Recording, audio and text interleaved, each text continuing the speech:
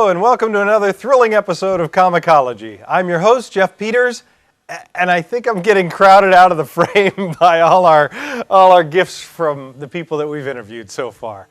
Not that I'm complaining. Today we have a very special show for you. We're talking with master illustrator Neal Adams. He began his career in commercial art and brought a naturalistic style to comic books, which changed the face of the art style in comics. We caught up with Neal at the New York Comic Con at the Javits Center. Here's what Neal had to say about his life and work in comics. We're here talking with Neal Adams of Continuity. Neal, you are one of the premier artists, comic book artists. I heard you say to the fellow just before me that you are a comic book artist. Now, you haven't done a lot in a number of years. Yes, I have. You just aren't aware of it. You started on the covers recently. No. With the big boys. You've been doing a lot for Continuity. The thing to remember is that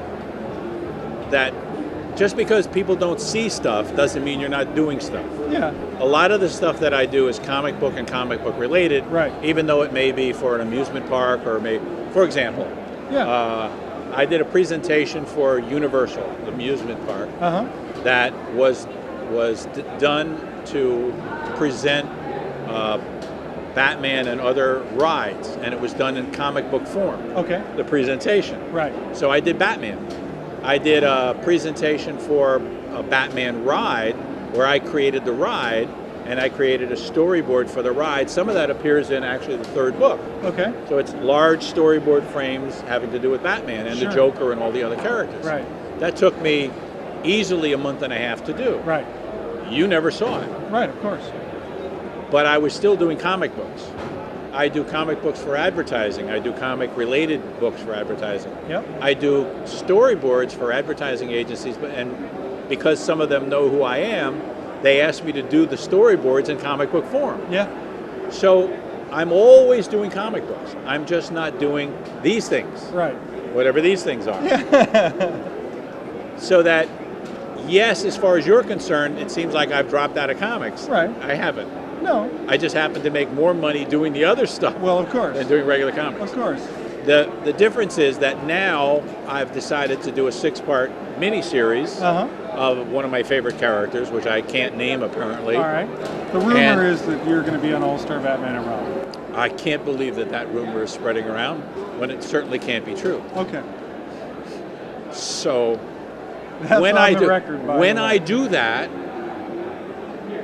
then everybody will go, "Oh, he's come back to comics." Right. Nothing could be further from the truth.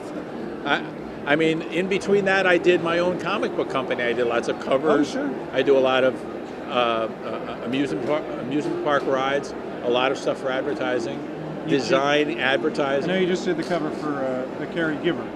Yes, I did that, and maybe there'll be a lot of comic book people that won't get to see that comic book. Yeah. But for me, it's an important comic book, and it will be regarded so in time in comic books because it will make a contribution to a social issue. Yeah. And that is that women ought to be paid for the work that they do, even if it's in the home, because being a caregiver in a hospital gets a salary. Women don't get a salary, and therefore they don't get the respect that goes with the salary, and that's terrible. Yes, it is. And so I dedicated my time and my energy. I don't want to say I didn't get paid for it. But you don't have. But I wouldn't have asked for money. You don't have to do a project that you don't want to do, basically. No. Yeah. And I wouldn't have asked for money because it's an important project. Right. I hope people hear about it, and I hope people recognize it, and I hope they like it, and I hope it goes on, and I hope something gets done in the legislation that does something about this. But and I don't know that next week there isn't a similar important project that will come up. So because people know me as a comic book artist, they come to me as a comic book artist and they say, "Would you like to do this? Do it like a comic book." Right. We have a product we want to do in Japan. We want to do 5 pages of comic book work. You are the famous American comic book artist, Neal Adams. Will you do it for us? Sure. So the difference is that when I do this character for DC Comics, it will be always coming back. Right. Now, You've never been away. Is what never you're saying. been away. And now, in terms of issues, artist rights, that kind of thing, you're one of the people that One? has always. Were there others? Perhaps you were the first. Who were they? I was the one who went to a fellow who was cutting up the pages, and at DC Comics, Right. and expressed the point of view that perhaps he should not do that, and that I'm going to go and talk to Carmine and the publisher, and in between the time that I do that and the next time I see him, I would advise him not to cut up any more pages. So that was the last day that DC Comics destroyed artwork. Okay. It took 7 years to get the artwork returned to the artists. Okay. But that was the last day it was destroyed. And you were basically the leader of the idea you have that it should be returned. Yes. The thing that you have to understand is that when I began in comics, Right. most people who were in comics, everybody was in comic books for many years. Yeah. And the repression that was in comic books was wholesale, was 100%. Everybody was grateful that they had work. Everybody was grateful that they got paid for it, and nobody objected to anything. Right. So when I came into comics, it was as if I had come into the caves and the Neanderthals were shuffling around and living by rules that didn't make any sense. And people think that somehow the fact that I fought for things and that I challenged what was going on had something to do with me being a revolutionary. It didn't. It had to do with me not being a Neanderthal and not living in the Dark Age or not living in the Dark Ages. And I was just saying things that anybody that had common sense would say. Yeah. These were not surprising. Artists and writers should get royalties. Yeah. The artwork should be returned because otherwise you're just destroying it, and essentially the copyright law says it belongs to them. Right. And you're only buying rights. There should be a reasonable approach taken to the creation of artwork where sharing is part of what goes on, because it's in your behalf, Mr. Publisher, to do that, because then people will do better work. In other words, if they get their artwork back and they can sell it, they'll do better work. If they get a royalty, they'll do better work, and you'll get richer. Yeah. Doesn't that make more sense? I mean, but it took 7 years for them to see that point of view. I don't know why. I find that when you speak common sense, perhaps it's not quite so common. Right. And that sometimes you have to say things over and over and over again. I try to do it in a nice way. And what's happened as a result of it is that things have gotten better in the comic book business. And then people now look back and they go, oh, he was a revolutionary and he did this. That wasn't true. I was just like talking sense. Sure, yeah, sure. How did you actually start in comics? When did you first discover comics, and how did you get into them? And Wow. This is a standard question we ask everyone. I understand that, but it's different for me than it is for anybody that you would ask, because you have to remember that I come from a time where you didn't get into comics. Right. Right. There's nobody in comics now that's within 5 to 7 years of my junior or senior. Okay. I have no generation. Right. I have no contemporaries. Right. There are, Denny O'Neil, for example, the writer, Right. started as a reporter, and then he got into comics. We had a chance to talk to him. Yeah. Roy Thomas started as a professor of English, got into comics. Right. Jim Steranko was a magician, got into comics. Right. I got out of high school, I got into comics. Right. There's nobody that's contemporary with me, because in those days, nobody went into comics. Didn't happen. In fact, I didn't even go to I went to DC to show my samples. They wouldn't even let me in the door. Right. When I say they wouldn't let me in the door, I went to the receptionist. An old man came out and told me I should do something else with my life. I went finally to Archie Comics, Right. and Joe Simon, who worked at Archie Comics doing The Fly and other things, talked to me on the phone and told me he was going to do me the biggest favor in my life. Right. He was going to not use me because I was wasting my life and I should do something with my talent that was better than comics, which were on their way out. Wow. And that although he would normally hire me, he was turning me down to save me. What made you want to go be a comic book artist from the beginning? What did you read when you were a kid? And what? I didn't have enough money to become a scientist and go to college. Yeah. That's it. You're into geology and theoretical physics and theoretical physics, yeah. stuff like that. Okay. Theoretical religion. Anyway, is so it all, I mean, is I it like all theoretical? well, not when it works. Yeah, when it works, it does. it's practical. Absolutely. I like science and I like art. Right. And I was interested in doing comic books to move out later on to become an illustrator. Right. And so that was the progression I chose to take because I thought that was maybe available. It wasn't. Everybody that told me it was a waste of time was correct and I was wrong. The only difference is I'm stubborn and I don't listen to anybody. Right. And even though I was wrong, I kept doing it. Most of my contemporaries were smart enough to do something else. So anyway, they felt sorry for me at Archie Comics and they gave me Archie pages to do. Okay. So I did Archie pages. I was an assistant on a comic strip. I did commercial comics for a place called Johnstone and Cushing, which paid 4 or 5 times as much as regular comics. The corporate always does. And then I did a syndicated strip, and then I came back into comics at a time when they were sort of creaking open the door, and I came in, and I discovered how terrible it was. Everybody, I mean, I would go to guys like Gil Kane, and I would say, "Boy, Gil Kane, you're my hero. Yeah. You're fantastic. You're wonderful. How does it feel to be a comic book artist?" And the first thing Gil Kane said to me was, "I prefer to think of myself as a line illustrator." Wow. Oh, okay.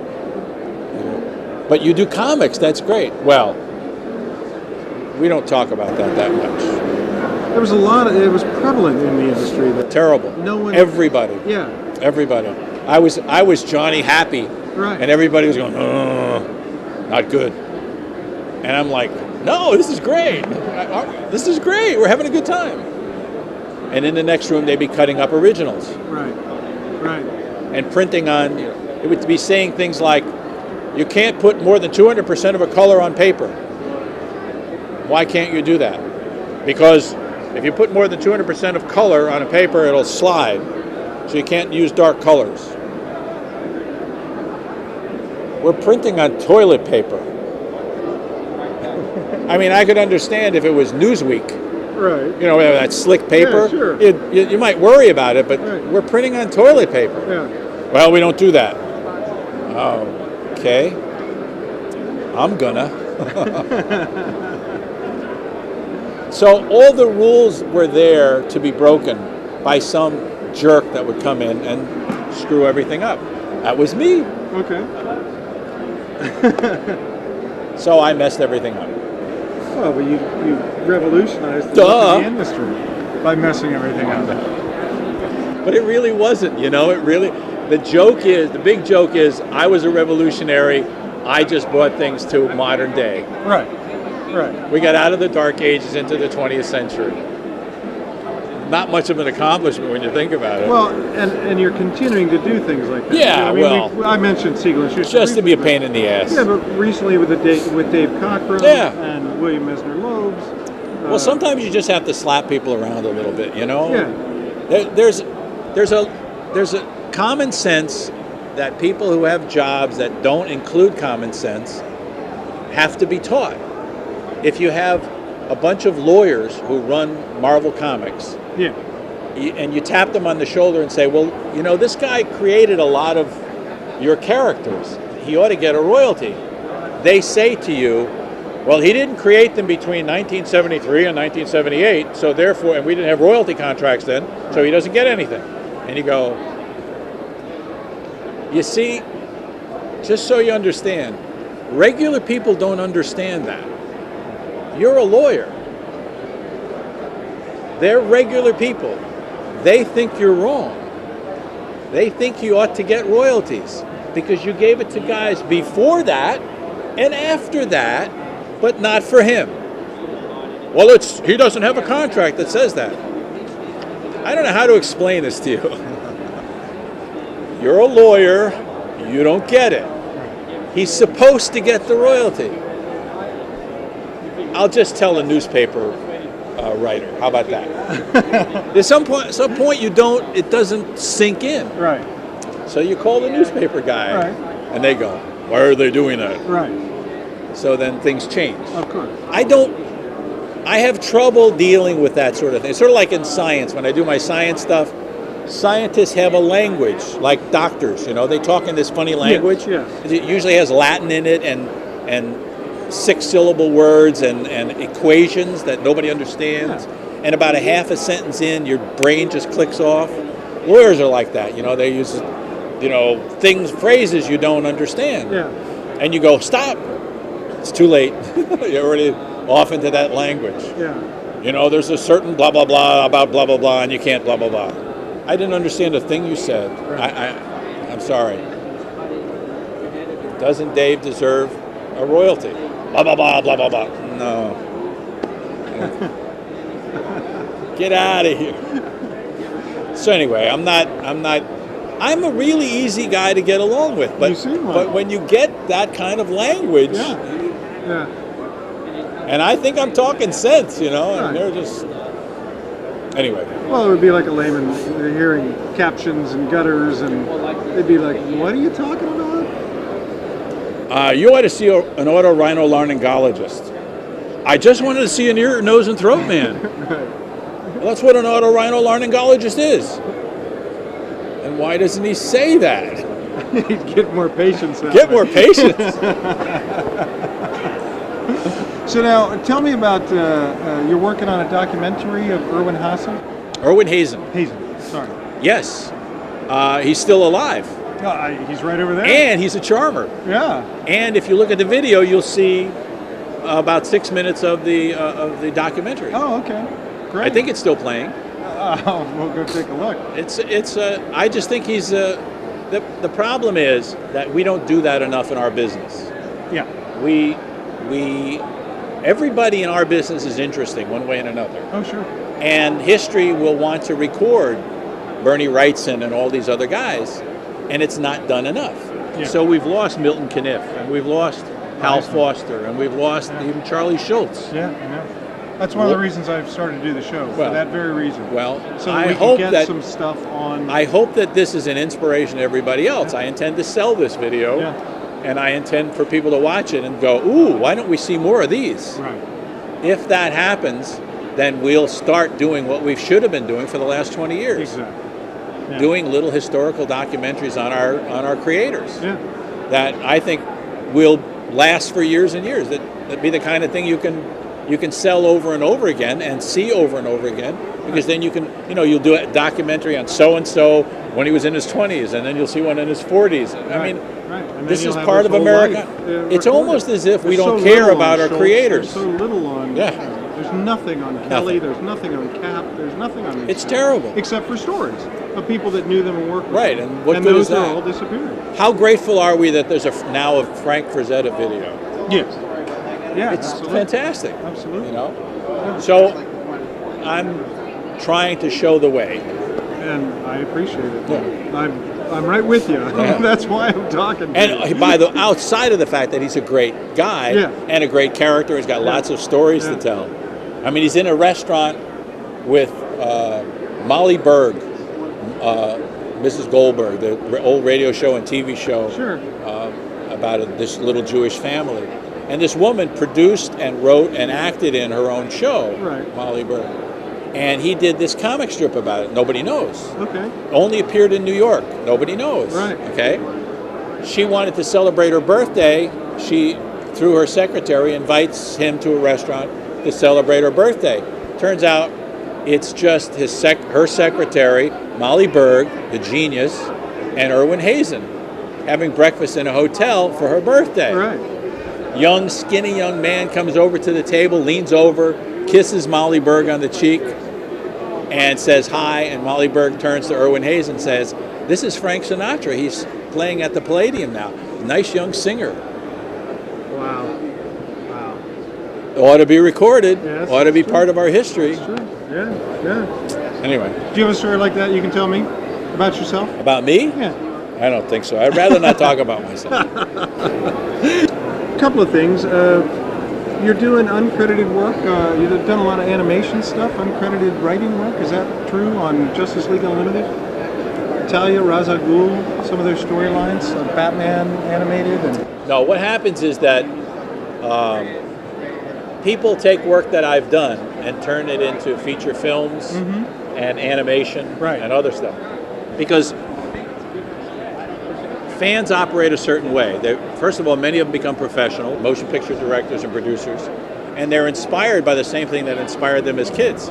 So after a period of time, suddenly this guy says, "I think I can do a better Batman movie than they did before," Right. and so they do the new Batman movie. right, And you look at the new Batman movie, you go, "Yeah, it's the Ra's al Ghul story, only different."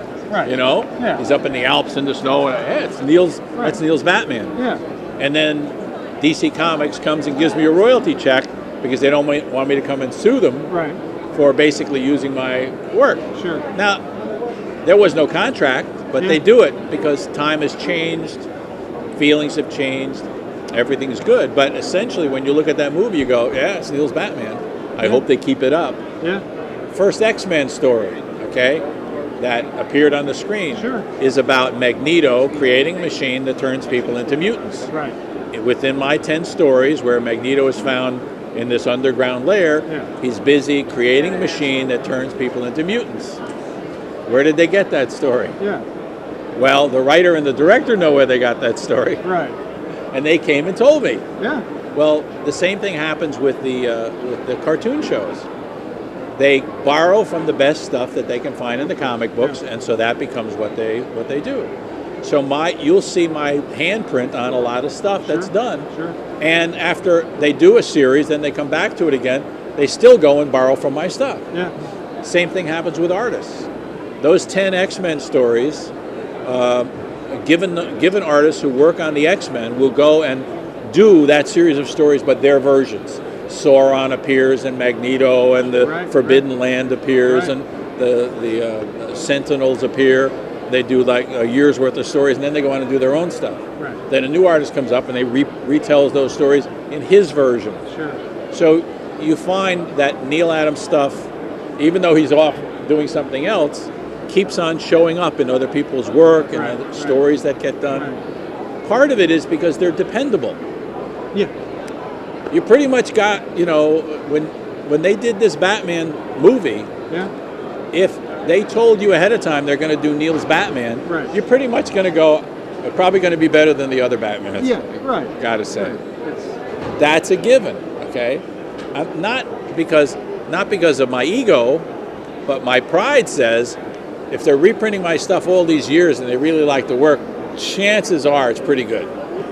oh yeah, So no, I'm not underground doing any weird stuff. They're just borrowing my stuff over and over again. I gotcha. This is fine. Yeah, absolutely. Well, it's story. I mean, if I wasn't doing well and I wasn't getting any royalties, I Right. might be pissed off. right, I am doing fine. I'm getting royalties. Nobody's going to hold any benefits for Neal Adams. would you ever consider doing more Conan stories? I would consider it. Yeah. I think it's in the wind. Is it? I can see it. Yeah. You know. Okay. I got kind of burnt on the last one that I did. Right. Got What kind of happened? messed up. What happened? I started a story for some. I did it. It happened around the time of Jerry Siegel and Joe Shuster. Jerry Siegel and Joe Right. Shuster problem, and I didn't get to finish it. Let me put it that way. Okay. I don't quite know how to put it. It was never finished. It was finished by some people in the Philippines. It was. Okay. Yeah. All right. All right. Not all of which I like. Well, I don't want to take up much more of your time. I've talked to you for quite a while. I really appreciate it. Pleasure. We'd love to do it again sometime, but you've got a lot of I'm fans easily around that available. wanna Thank you very much. Anytime. It's nice meeting you. Okay. Neal Adams. Thank you, Neal, for a great interview. I also want to thank everyone at New York Comic Con for being so friendly and helpful to us. We'll have more from them next February. Oh, we're out of time. Why didn't you tell me? Real quick, if you have an idea for a short film, a suggestion about the show, people you want to see, get in touch with us at comicologytv@aol.com. It's right here.